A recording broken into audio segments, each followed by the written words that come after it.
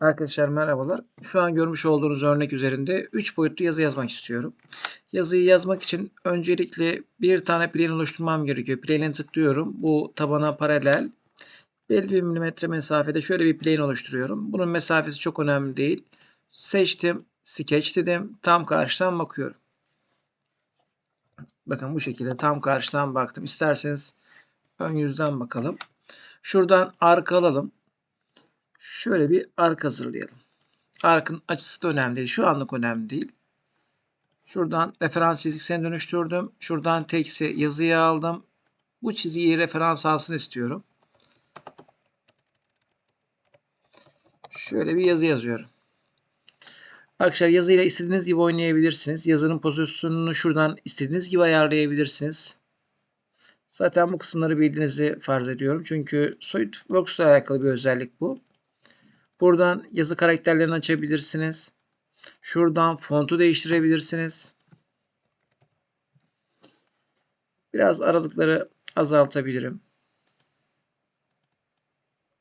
Bu şekilde yeterli olacaktır herhalde. Bunu okeyledim.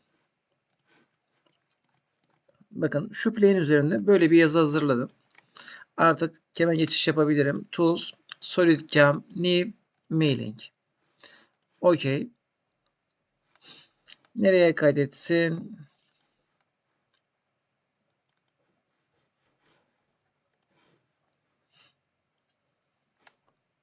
Okeyledim.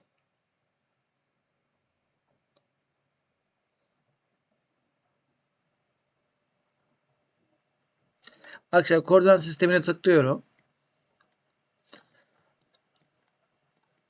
Bu sefer Select Association Face'i kullanacağım. Center of Revolution Face. Bu yüzeye tıklıyorum. Bakın yüzeyin gayet güzel bir şekilde merkezine aldı. Yalnız ekseni aşağıya attı. Buradan Change Opposite yapabilirim. Ekseni yukarıya alacaktır. Aldım. Okeyledim. Okeyledim. Okeyledim.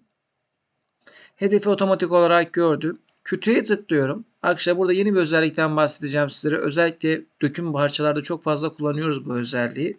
Buradan geliyorum, artık box olarak kullanmayacağım bunu. Şuradan geleceğim. 3D modeli seçeceğim. Parçayı tıklayacağım. Ve şu offset olan kısmı 10'da 2 mm offset vereceğim. Yani kütüğü isterseniz şöyle gösterebilirim sizlere. Bakın kütüğüm parçanın şekliyle neredeyse birebir olarak aynı. Sadece 0.2 mm offsetlemiş oldum.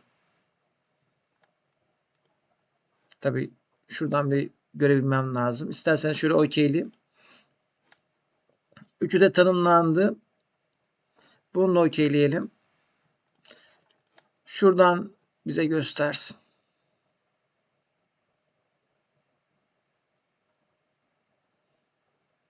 Arkadaşlar buyurun. Kütüğümüz bu. Niçin bunu bu şekilde yaptım? Çünkü kaba operasyonu atmak istemiyorum. Yani kalıp gibi işlemek istemiyorum. Sadece yazı yazmak istiyorum. O yüzden bu şekilde bir kütük tanımlama işlemi yaptım. Operation'a geldim. Mouse'un sağ tuşuna tıkladım. Add Mini Operation'ların içerisinden yine Engraving programını aldım. Bu sefer yapmak istediğim program artık 2D değil. Buradan 3D'yi seçiyorum. 3D'yi seçtiğim zaman bana buradan yazıyı seçmem için bir alan bırakıyor. Buradan New diyorum. Geliyorum yine aynı şekilde şuradan Design modelin içerisinden ilgili yazıyı buluyorum. OK diyorum. Takıma geldim. Seç. Buradan hadi chamfer ile yine almaya devam edelim. Level'a geldim. Yazının yüksekliği ne olacak? 0.25 mm olsun. Teknolojiye geldim. Aslında arkadaşlar bir önceki programda yapmış olduğumuz işlemin neredeyse hemen hemen aynısı. Hiçbir farkı yok. Sadece burada dikkat etmemiz gereken bir tane özellik var. Onu da birazdan göstereceğim. Şimdi çizginin merkezinde dolaştırabilirim.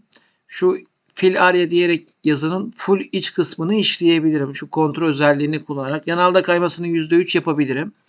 Bir de şunu açıp Parallel to Surface. Bunu mutlaka kullanmanız gerekiyor 3 boyutlu da.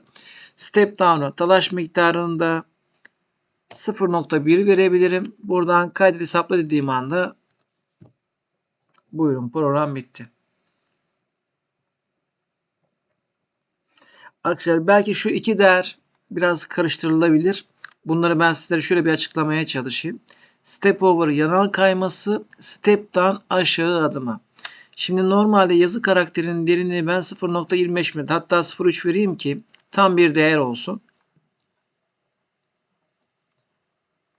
Yazının derinliğini 10'da 3 verdim.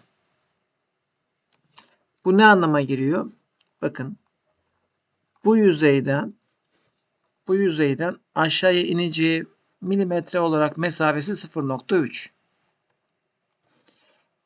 Tamam. Teknolojiye geldim.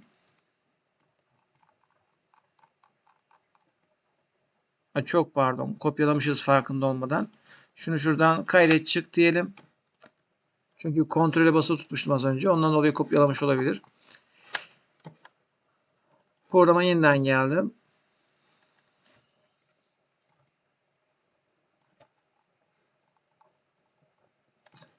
Arkadaşlar şurada vermiş olduğum %3 yanal kayma. Yani yanal kayma olarak neyi kastediyorum? Şimdi şuradan gezdi. Yana kayacağı mesafe %3.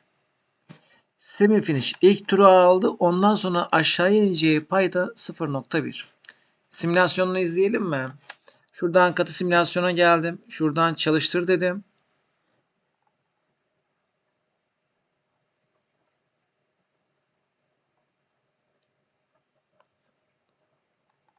Bakın bu. Arkadaşlar 3 boyutlu yazıyı da bu şekilde bitirebilirim. Şimdiden herkese iyi çalışmalar.